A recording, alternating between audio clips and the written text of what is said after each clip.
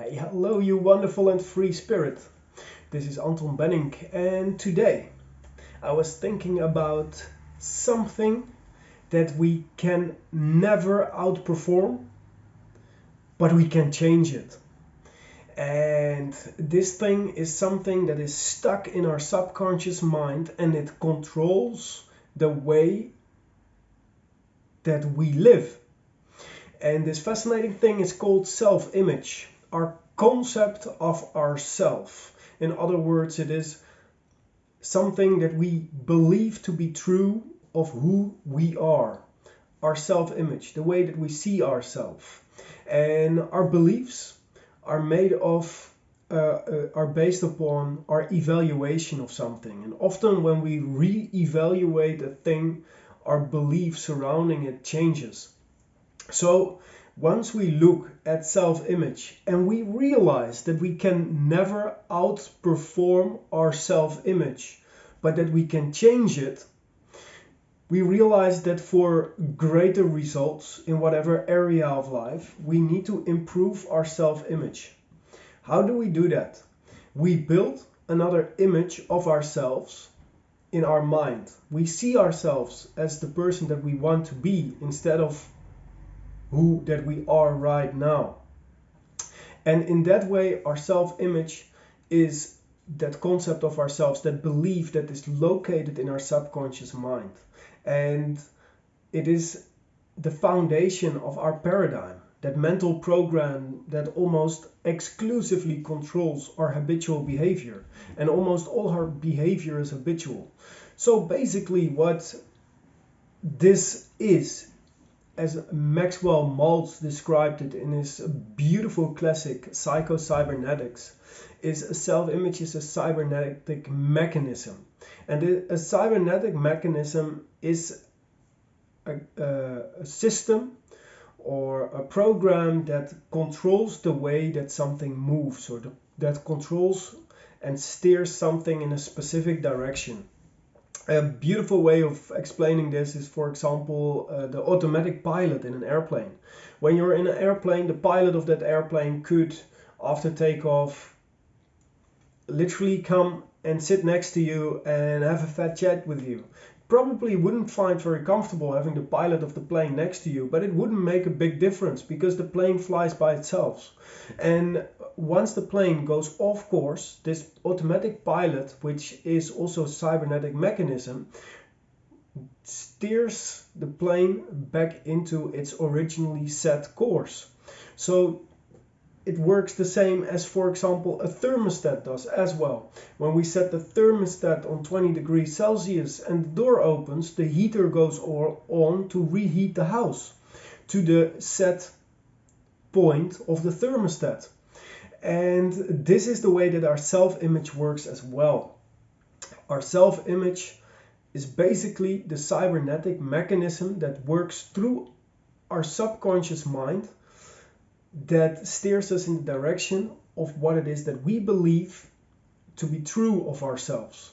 And if we want to improve this self-image, we have to redesign the way that we see ourselves. And a fascinating idea of this is that when you think, I am not who I think I am not who you think I am, but I am who I think you think I am. So what am I saying exactly? That basically means that I am who I believe that you think that I am. So my thoughts or my belief about what you think of me is what I make up of me. And that is how most people think in this world and how most people believe who they are. If they're told all their lives that they are worthless, hopeless, helpless, not able to take care of themselves, then very quickly you start to believe that, and that becomes your self-image, a self-image of somebody that is worthless or hopeless. While instead, if you build your self-image yourself and you dedicate yourself to creating an image of someone that is successful in the areas where you want to be successful in, that has that which it is that you want, that does the things that you want to do, that truly sees and is the person of your dreams, or the person that you'd be if you had all that your heart desired. And when you hold that picture of who you are on the screen of your mind, with the power of your will, your attention, your focus, the more focus you give it, the faster it will take shape. And the faster it will take shape, the faster your new self-image, or that new concept of yourself, takes hold in the subconscious mind, and you start to become that person in the real world. We have to assume the feeling of the wish fulfilled, as Neville Goddard put it. And once we assume the feeling of the wish fulfilled, and we hold our attention on that feeling, or in other words, we feel as the person we would be if we had all that we want, then it is attracted to us. Then everything that we need for it to happen in our lives, it comes into our lives. So this self-image, the best way I know of changing it is to give yourself a relaxation and visualization exercise on a daily basis.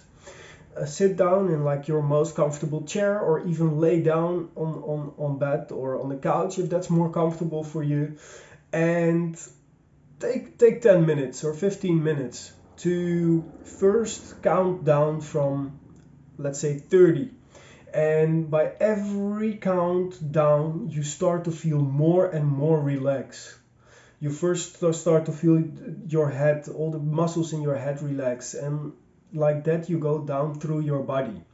And step by step, you become more and more relaxed. And once you are completely and utterly relaxed, you start to visualize yourself as the person that you want to be, or as feeling as the person who would already have all that it is that you would want.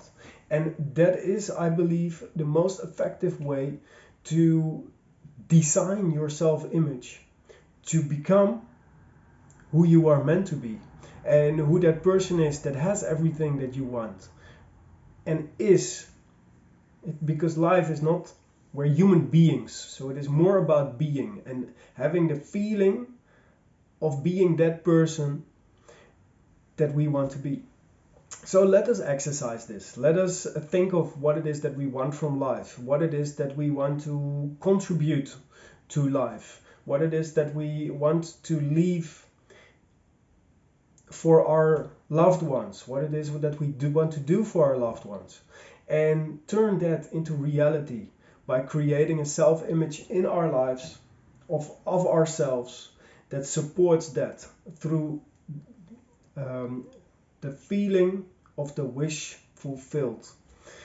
Thank you very much for listening. If you are interested in finding and fulfilling your deepest desire, I put a little ultimate life and business design template together that takes you step by step through a process that helps you identify what it is that you truly desire, and then also a step-by-step process to turn that into a profitable venture.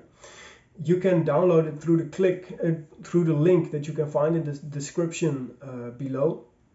And if you're interested in more of these little conversations, these little lessons that I come across in my daily studies, or in my the content that I go over on a daily basis, you can subscribe to this channel by clicking the link. And for now, I would love to wish you a lovely day, and don't forget, my friends, to live with love and live with passion. Namaste.